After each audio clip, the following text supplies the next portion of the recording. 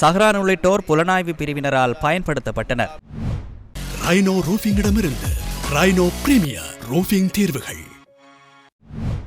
விமல் வீரவங்ச இன்று நடைபெற்ற ஊடக சந்திப்பில் இவ்வாறு கருத்து தெரிவித்தார்.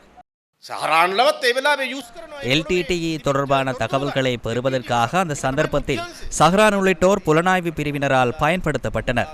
அதுவே புலனாய்வு பிரிவு. கொரோனா வைரஸ் பரவிய போது இராணுவத்தினர் போர் தந்திரங்களை பயன்படுத்தி வைரஸ் பரவல் சங்கிலியை பின்தொடர்ந்தனர். இதன்போது சில தவறான தொடர்புகள் கூட வெளிச்சத்துக்கு வந்தன.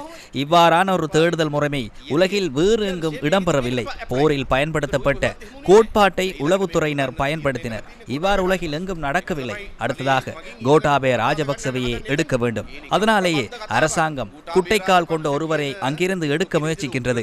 அது வெறும் கற்பனை கதை. கோட்டாபய ராஜபக்ச கூறியதை போன்று அவர் கடுமையான சிங்கள பௌத்தரை ஜனாதிபதியாக்க சஹ்ரான் தமது உயிரை தியாகம் செய்திருப்பார்களா?